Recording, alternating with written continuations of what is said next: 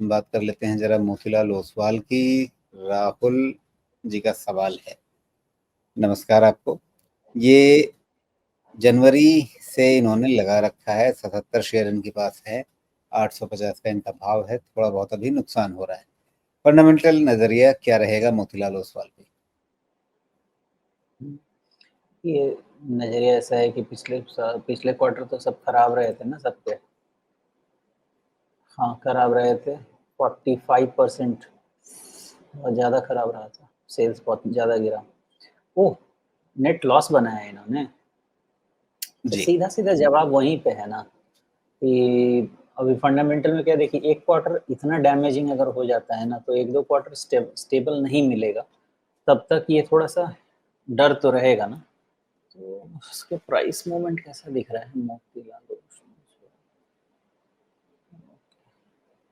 अच्छा, मतलब ये वर्स्ट क्वार्टर खत्म हो रहा है ऐसा ये प्राइस इंडिकेट कर रहा है, क्योंकि इधर में आपका सेल्स आधा हो गया, प्रॉफिट से लॉस में चली गई, पीबीटी भी माइनस है, लेकिन प्राइस तो अच्छा ही खासा दिख रहा है मूवमेंट। बल्कि जिस नहीं, कटोरी की बात हम बाकी शहरों में कर रहे हैं, वो कटोरी यहाँ पर ऑलमोस्ट बनती हुई दिख रही है।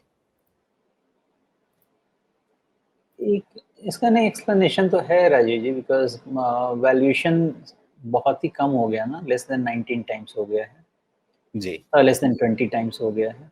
और लॉन्ग टर्म में देखा जाए 20 टाइम्स नहीं, ठीक है, 20 टाइम्स का वैल्यूएशन तो ओके है एक ब्रोकिंग कंपनी के लिए, प्लस ब्रोकिंग प्लस अब तो कंपनीज हो गई ना इसमें, बिल्कुल। वेल्थ वेल्थ मैनेजमेंट वगैरह सब हो गया इसमें, तो 20 टाइम्स का वैल्यूएशन इज नॉट बैड, ठीक है। तो वैल्यूएशन नॉर्मल है, इसलिए शायद इसको प्राइस सपोर्ट मिला है, नहीं तो इतने के बाद तो मतलब बहुत बुरी तरह से पिटाई होनी चाहिए थी इसकी। ओके, तो इनका सवाल जो भी है ऐसा है कि 200 डीएमए को, वैसे 200 डीएमए के पहले ही सपोर्ट आ जाना चाहिए, which is 800, and 200 DMA is around 775। तो आप ये समझ लीजिए कि 200 डीएमए के नीचे क्लोज होना शुरू होगा तो फिर ये राउंडिंग बॉटम छोड़ दीजिए, यहीं से ये रिवर्स हो जाएगा। जी। नहीं तो फिर ये आपका राउंडिंग बॉटम पूरा कंप्लीट कर सकता है। और जहां से इसको प्राइस सपोर्ट मिला है सुमेश, वहां पे अगर आप जाकर के वापस देखेंगे तो इसका प्राइस अर्निंग जो है यहाँ से भी आधा ही था। तो मतलब अगर 10, 11, 12 के पी पे आपको ये शेयर मिल रहा था तो वो अ, मतलब एक तरह से कहें कि सारी आशंकाओं के बावजूद एक माउथ वाटरिंग लेवल था। हाँ, 10-11 पे तो ठीक ही था राजू जी। तो इसलिए अभी भी इस टाइम पे भी बहुत महंगा नहीं है। बस यही कि सेल्स डी ग्रोथ कंटिन्यू नहीं हो।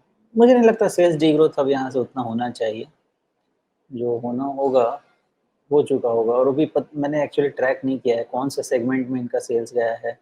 हो सकता है कि ऑप्शंस वगैरह वाले मार खाए हों बहुत ज़्यादा रेगुलेशंस के चक्कर में। जी otherwise 20 times for a broking company, broking plus company, मतलब वेल्थ मैनेजमेंट वगैरह सब है जिसमें एन्युटी इनकम है आपके पास, तो 20 times is not a bad deal मेरे हिसाब से।